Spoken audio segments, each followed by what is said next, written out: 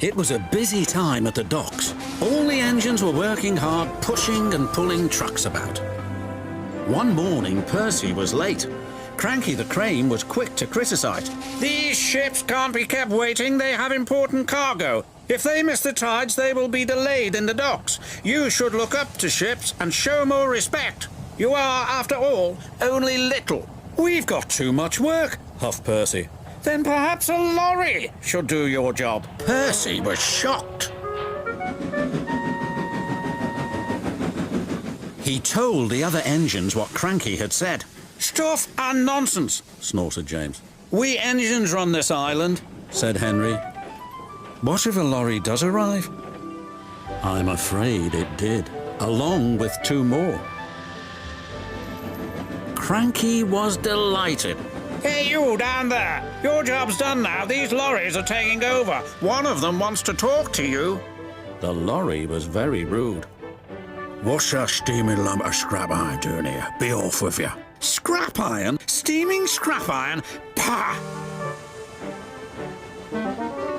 A little later, Percy met up with Thomas and James. Another lorry was being rude to them. Then he saw Percy. "Oh, look, it's a little green goblin on wheels. You'll be scrapped. Just you wait and see."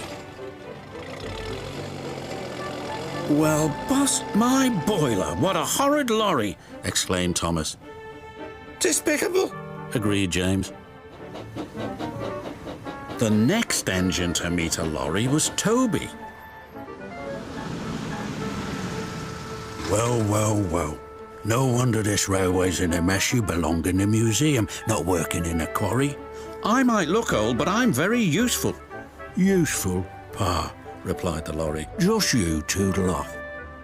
"Toodle," spluttered Toby. "Come along, Toby," interrupted his driver. "Don't bother to argue with him. We'll go to the flour mill instead." But when they arrived at the flour mill, Toby was shocked to see yet another lorry. "What are you doing here?" "We free are doing your work now. You're too slow." The foreman spoke to Toby's driver. "I'm sorry, times are a-changing, I'm afraid." "Toby might be old," replied his driver, "but he's reliable. Come on, Toby, we'll go to the farms. They'll still use us." Toby trundled sadly away. His railway ran through a narrow gorge, but vehicles had to tackle a steep and dangerous road. When Toby arrived, he saw the lorry from the quarry again. It was loaded with rock. "That lorry's in trouble," thought Toby. And he was.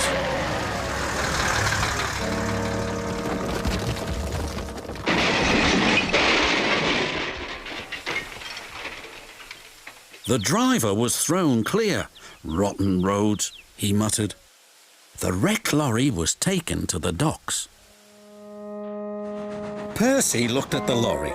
"What's this lump of steaming scrap iron?" he teased. "I'll be back," replied the lorry, "so you can wipe that silly smile off your smoke box." "Pa," said Percy, and wheeshed him loudly. Then Butch, the breakdown vehicle, arrived. He was towing the lorry from the flour mill. "What happened?" asked Toby's driver. "He was overloaded with flour," came the reply, "and he broke down." "Not very useful now, are you?" said Toby. "Grrr," replied the lorries. Then James whistled excitedly. "They're bringing in the 3rd lorry on a barge." "What happened to that one?" James asked. "Stupid lorry was reversing and fell straight into the sea," said the tow truck man. Later, Thomas arrived.